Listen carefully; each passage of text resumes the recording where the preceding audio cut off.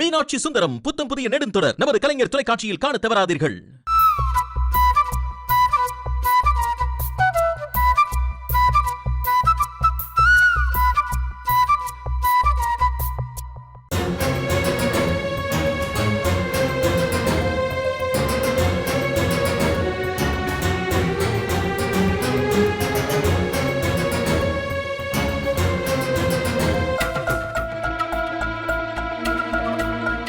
அண்ணா, என்ன யோசிச்சுட்டே இருக்க? அர்ஜுன் அப்படி பேசிட்டு போனது நினைச்சா? பரவாயில்ல விடுன்னு. அர்ஜுன் சின்ன பையன், அப்படிதான் பேசுவான். ஆனா இந்த கல்யாணம் நடக்கவே நடக்காதுன்னு இப்ப எங்களுக்கு நம்பிக்கை வந்துருச்சுன்னு அது போதும். எப்ப ஜோசியர் பவித்ராவோட ஜாதகத்துல பிரச்சனை இருக்குன்னு சொன்னாரோ, அம்மா கண்டிப்பா இத பத்தி யோசிக்காம இருக்க மாட்டாங்க. ஆமாங்க, ஒருவேளை பவித்ராவால தான் பேரன் உயிருக்கே ஆபத்துன்னா அவங்களும் மனசு மாறிதானே ஆகணும். இந்த ஜாதக பிரச்சனையை வச்சுதாங்க அவளையும் அர்ஜுனையும் நாம பிரிக்கணும். எனக்கும் அந்த நம்பிக்கை வந்துருச்சு சரிதா. நான் கூட ஜாதகம் பொருந்தி போயிடுமோன்னு நினைச்சேன். ஆனா நிஜமாவே அவ ஜாதகத்துல ஏதோ பிரச்சனை இருக்கு. நான் ஏன் சொல்றேன்னா, நான் முன்னாடியே அந்த ஜோசியரை பார்த்து ஜாதகம் பொருந்தலன்னு பொய் சொல்ல சொன்னப்ப அவர் முடியாதுன்னு தானே சொன்னாரு. எங்க நல்ல விதமா சொல்லிடுவாரோன்னு பயந்துகிட்டே இருந்தேன். பார்த்தா நான் எதிர்பார்த்ததையே அவர் சொல்லிட்டாரு. நமக்கு தெய்வம் தான் உதவி பண்ணிருக்கு. உதவி செஞ்சது தெய்வம் இல்லைன்னு காயத்ரி சித்தி. ஜோசியக்காரர் ஒத்துக்கலங்கிற விஷயத்த நீ சொன்னதும் நான் அதை சித்திக்கிட்ட சொன்னேன். அவங்க தான் அவங்க இன்ஃப்ளூயன்ஸை வச்சு ஜோசியரை நம்ம வழிக்கு கொண்டு வந்திருக்காங்க. சித்தி மட்டும் ஹெல்ப் பண்ணாம அந்த ஜோசியர் மட்டும் பொருத்தம் நல்லா இருக்குன்னு சொல்லியிருந்தா கதையே கந்தலாயிருக்கும். நீ அவங்க கிட்ட பேசக்கூடாதுன்னு சொன்ன. அதையும் மீறி நான் இப்ப பேசினதுனாலதான் நமக்கு இப்ப ஒரு நன்மை நடந்திருக்கு. நல்லதோ கெட்டதோ இந்த கல்யாணத்தை தடுக்க தன்னால ஆன எல்லா உதவியையும் சித்தி பண்றேன்னு சொல்லிருக்காங்க. இன்னும் பழச மனசுல வச்சுக்கிட்டு நீ பேசுறது சரியில்லைன்னு. எனக்கும் ஜோதி சொல்றது இப்பதாங்க புரியுது. இவங்க மேல இருக்கிற கோவத்துல அந்த பவித்ராவை நம்ம வீட்டு மருமகளா வர விட்டுறவே கூடாது. அண்ணா, இப்ப வச்சு நான் சொல்றத கேளுண்ண. 3 பேரும் போய் சித்தியை பார்த்து அவங்க செஞ்ச உதவிக்கு நன்றி சொல்லிட்டு வரும். யோசிக்காதண்ண, நம்ம சித்தி கிட்ட பேசுற விஷயம் இக்காரணத்தை கொண்டும் அம்மாக்கு தெரியாம பார்த்துப்போம். இது நம்ம பிள்ளைங்களோட வாழ்க்கை. அவங்களுக்காகவாவது நம்ம மனசுல உள்ள பழைய விரோதத்துல கொஞ்சம் மறந்துருவோம். என்ன சொல்ற? சரி, இப்ப அவங்க எங்க இருப்பாங்க? வீட்ல தானே.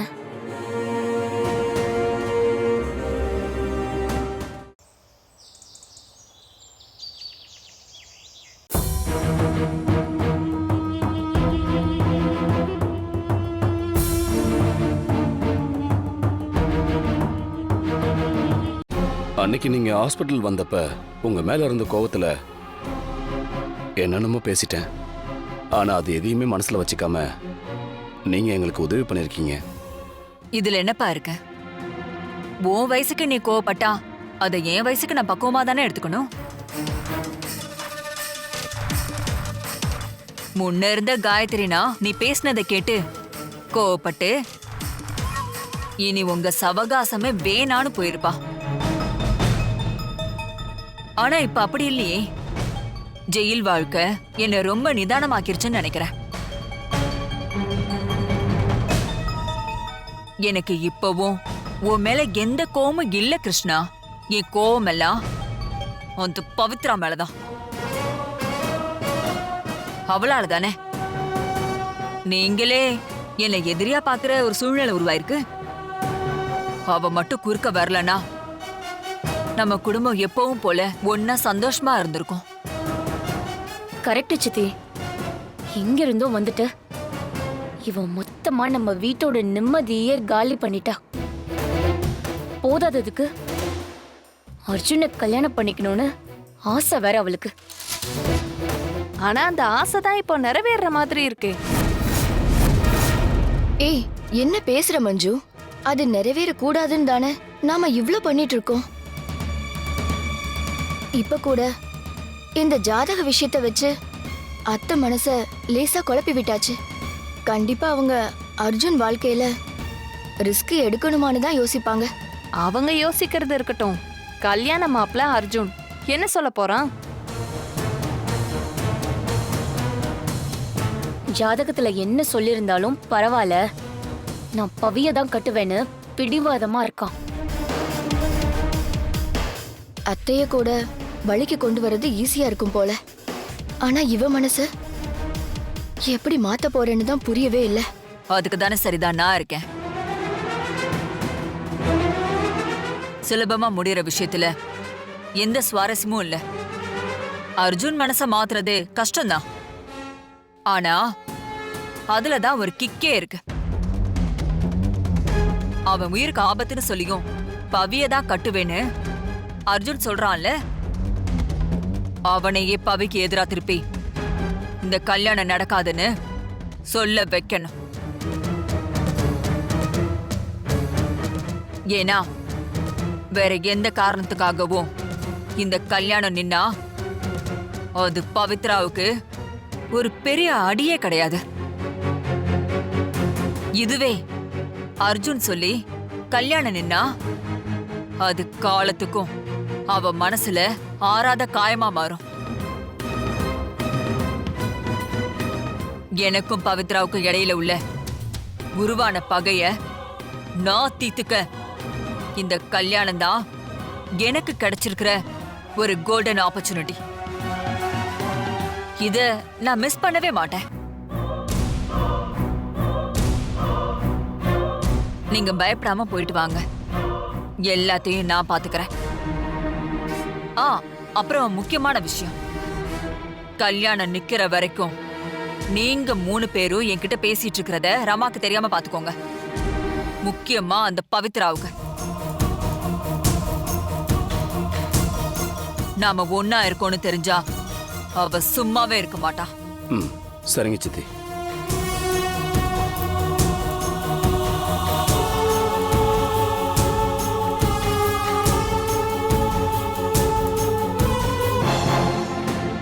அர்ஜுனுக்கு அடுத்த அட்டாக்க ஏற்பாடு பண்ணணும். மறுபடியுமா? ஆமா, முதல் அடியில ரமா குடும்பத்தை என் பக்கம் திரும்ப வச்சேன்.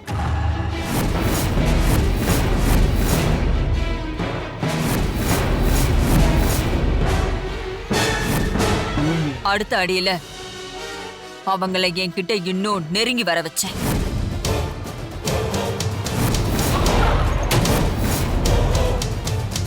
இப்ப அடிக்க போற அடியில பவித்ராவால அர்ஜுனுக்கு ஆபத்துன்னு இன்னும் ஸ்ட்ராங்கா நம்ப வைக்க போறேன். நீ உடனே நான் சொல்ற மாதிரி பண்ணு. சொல்லுங்கக்கா.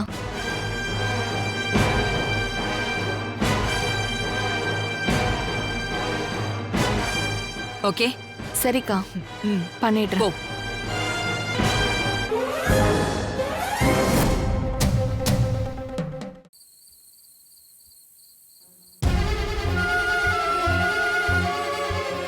இந்த பொண்ணால இந்த பையன் உயிருக்கே ஆபத்து வந்துரும். பவிய தவிர வேற யாரு கழுத்துலயும் நான் தாலி கட்ட மாட்டேன்.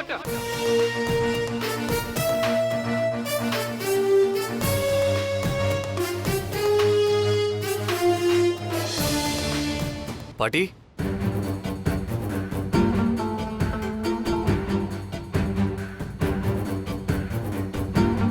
வை பாட்டி, லுக்கிங் சோ சேட். என்னாச்சு? மனசுல பயம், அந்த கவலை தான் முகத்துல. என்ன கவலை? எங்க கல்யாணத்தை நினைச்சா? பவி சின்ன வயசுல இருந்தே எதுக்குமே ஆசைப்பட மாட்டா தெரியுமா? அவளுக்கு சாக்லேட்னா ரொம்ப பிடிக்கும். ஆனா அதை வாங்கி கொண்டு போய் கொடுத்தா எல்லாருக்கும் கொடுத்தாச்சான்னு தான் முதல்ல கேப்பா. அப்படிப்பட்டவ தான் வாழ்க்கையில ஆசைப்பட்ட ஒரே விஷயம் நீதான். நீ அமெரிக்கால இருந்து வர வரைக்கும் அவ உன்னை பத்தி நினைக்காத நாளே இல்ல. உனக்காக தினமும் செடிக்கு தண்ணி ஊத்துறது, கோவில்ல விளக்கேத்துறதுன்னு நீ அவ கூடவே இருக்கிறதா நினைச்சுதான் பவி வாழ்ந்தா. ஆசையே படாத ஒருத்தர் முதல் முறையா ஒரு விஷயத்து மேல ஆசைப்பட்டு அது கிடைக்காம போயிடுச்சுன்னா அது ரொம்ப கஷ்டம். அந்த நிலைமை பவிக்கு வந்துடக்கூடாதுன்னு எனக்கு ரொம்ப பயமா இருக்கு அர்ஜுன். நீங்க ஒண்ணு சேரணுங்கிறத கடவுளே முடிவு பண்ணிட்டதா பவி நம்புறா. நானும் அதை நம்புறேன். ஆனா நடக்கிறதெல்லாம் அந்த நம்பிக்கைக்கு எதிரா இருக்கிறப்போ எனக்கு எதை நம்புறதுனே தெரியல. நான் சொல்லட்டா எதை நம்பணும்னு? இவங்க சொல்ற மாதிரிலாம் எதுவும் நடக்காது. நானும் பவியும் கல்யாணம் பண்ணி சந்தோஷமா வாழுவோம். இத மட்டும் நம்பினா போதும் பாட்டி. எனக்கு ஆரம்பத்திலேயே இந்த ஜாதகத்துல எல்லாம் பெருசா இஷ்டம் இல்ல. வீட்ல எல்லாரும் சொன்னாங்கன்னு தான் நானும் சரின்னு சொன்னேன். எப்பவுமே நம்ம லைஃப் நாம டிசைட் பண்றதா தானே பாட்டி இருக்கணும்.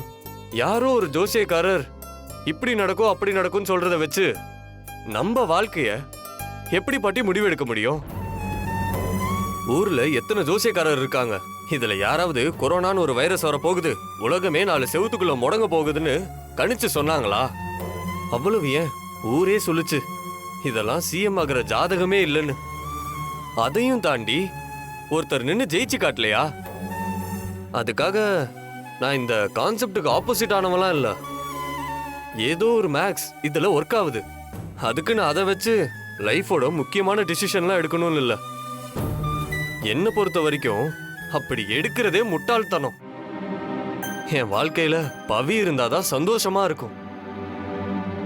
அந்த சந்தோஷம்தான் எனக்கு முக்கியமே தவிர யாரோ சொல்றதெல்லாம் எனக்கு அக்கறையே கிடையாது பாட்டி. நீங்க தான் இந்த வீட்டுக்கே மூத்தவங்க.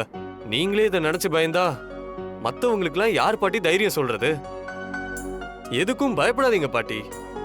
எல்லாத்தையும் மீறி எனக்கும் பவிக்கும் கல்யாணம் நடக்கும். நாங்க ஹாப்பியா எந்த பிரச்சனையும் இல்லாம வாழ்ந்து காட்டுவோம். சரியா? போய் நிம்மதியா ரெஸ்ட் எடுங்க பாட்டி. சரிப்பா.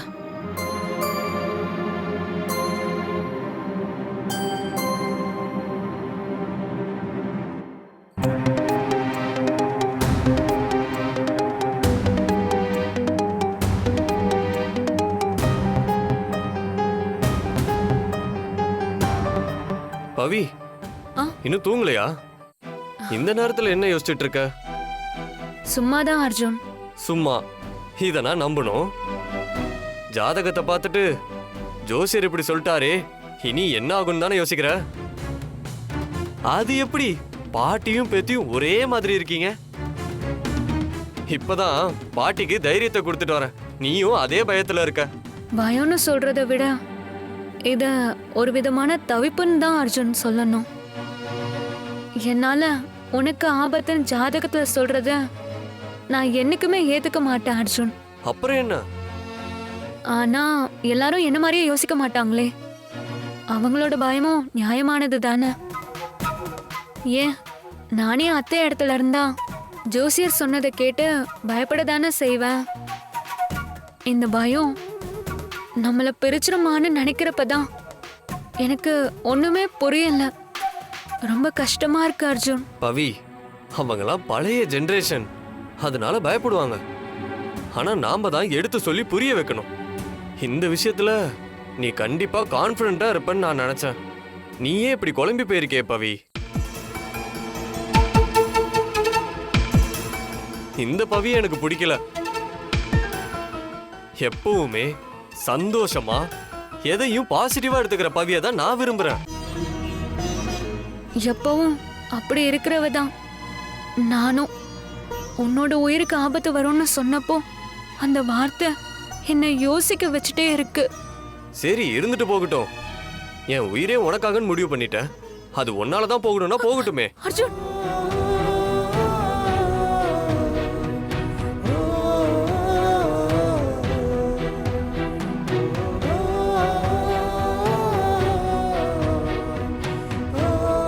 இன்னொரு தடவை அப்படி ஒரு வார்த்தை சொல்லிடாத. உனக்கு ஒவ்வொரு பிரச்சனை வரும்போதும் அதுல இருந்து எப்படியாவது உன்னை காப்பாத்தின்னு வந்தோம் என் மனசு கிடந்து அடிச்சுக்குது. ஒரு நாளும் அப்படியே ஒரு முடிவை நான் வரவே விட மாட்டேன். தயவு செஞ்சு அப்படி பேசாத. இப்ப சொன்ன பாரு, இது தைரியம். என்ன நடந்தாலும் பாத்துக்கிறேங்கிற ஒரு தைரியம், இதுதான் எனக்கு தேவை. கோவில்ல அந்த அம்மா நம்ம ஒண்ணு சேருவோம்னு சொல்லியிருந்தாங்க. ஆனா ஜோசியரு நம்ம சேர்ந்தா எனக்கு ஆபத்துன்னு சொல்றாரு. இதுல எது உண்மைன்னு நம்ம சேர்ந்து வாழ்ந்தா தானே தெரிஞ்சுக்க முடியும். உனக்கும் எனக்கும் கல்யாணம் நடக்கும், நம்ம சேர்ந்து வாழ்வோம், அப்புறம் வரது வரட்டும். இதுதான் என்னோட மைண்ட் செட். நீயும் இப்படிதான் இருக்கணும்னு நான் ஆசைப்படுறேன். சரியா? சரி அர்ஜுன். என்ன சரியான சொங்கி மாதிரி சொல்ற? நல்லா பிரைட்டா சொல்லு. சரி, போதுமா? போதாது, வா வெளியே போலாம். எங்க? பிரியாணி சாப்பிட. இந்த நேரத்துலயா? பசிக்குதுன்னா சொல்லு, டிஃபன் ஏதாச்சும் ரெடி பண்ணி தரேன். தோசை வேணா ஊத்தி தரவா? மிட் நைட்டு கூட கட்டிக்க போற பொண்ணு, ஒரு லாங் டிரைவ், சுட சுட பிரியாணி, அப்படியே ஆள் இல்லாத ரோட்ல கை கோர்த்துக்கிட்டு ஒரு வாக், ஃபினிஷிங் டச்சா ஒரு ஐஸ்கிரீம், ஒரே ஒரு ஐஸ்கிரீம். இப்படி ரொமான்டிக்கா நான் ஒரு விஷயத்தை யோசிச்சு சொல்றேன். நீ தோசை ஊத்துறன்னு என் பிளான்ல மாவல்லி ஊத்துற. ஒழுங்கா நீ இப்ப என் கூட வர, நாம வெளியே போயிட்டு வர போறோம். வா. இல்ல மாட்டேன், நைட்ல வெளியே போக கூடாது. நீ சரிப்பட்டு வர மாட்ட. இதுக்கு மேல கிட்னாப் தான்.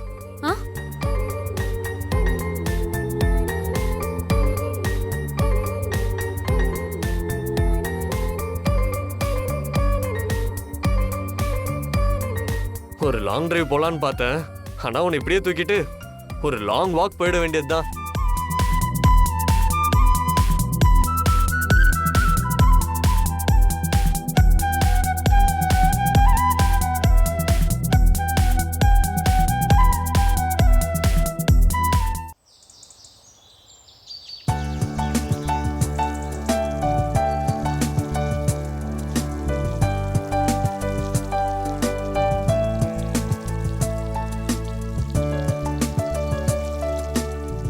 குட் மார்னிங் பவி.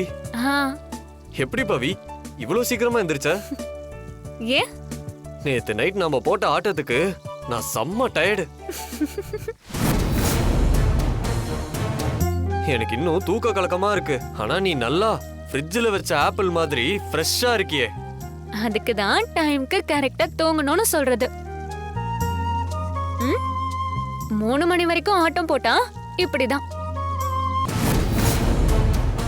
ஏன் அர்ஜுன் 3 மணி வரைக்கும் நீங்க 2 பேரும் தூங்கவே இல்லையா? இல்லையே. அவ்வளவு நேரம் என்ன பண்ணிட்டு இருந்தீங்க? அதுவா, அது சீக்ரெட். அத நான் சொல்ல மாட்டேன். அது ஒண்ணும் இல்ல நந்து.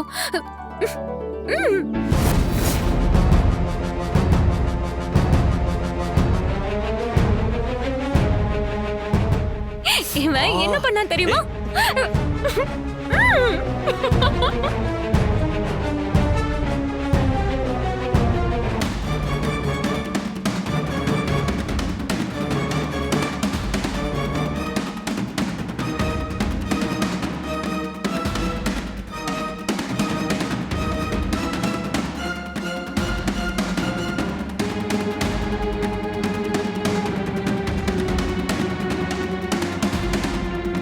ஏய் டிடி, எங்க போற? காலையிலே இதெல்லாம் பார்க்கணும்னு எனக்கு என்ன தலையெழுத்தா? நான் போறேன். பாத்தீங்களா பாட்டி, 2 பேரும் எவ்வளவு சந்தோஷமா இருக்காங்கன்னு. இவங்களையா பாட்டி ஜாதகத்தை காரணம் சொல்லி பிரிக்க போறாங்க? நானும் ஜோசியத்து மேல நம்பிக்கை உள்ள வந்தான். ஆனா பவியும் அர்ஜுனும் சேரக்கூடாதுன்னு சொன்னப்பவே அது மேல இருந்த நம்பிக்கையே போயிடுச்சு பாட்டி. பவியும் அர்ஜுனும் தான் ஒன்று சேரணும் பாட்டி. அத யாரு வேணான்னு சொன்னாலும் நான் நம்ப போறதில்ல. புரியுது மனோ, நீ சின்ன பையன், இப்படி பேசுறது உன் வயசுக்கு சுலபம். ஆனா உன்ன மாதிரியே நம்ம வீட்ல உள்ளவங்க யோசிக்க மாட்டாங்க. குறிப்பா சரிதாவும் கிருஷ்ணாவும் பெத்த பையனோட வாழ்க்கை நல்லா இருக்கணுங்கிற அவங்களோட நினைப்பையும் நாம உதறி தள்ளிட முடியாது. இந்த ஜாதக பொருத்தம் நான் நினைச்ச மாதிரி வந்திருந்தா எந்த பிரச்சனையும் வந்திருக்காது.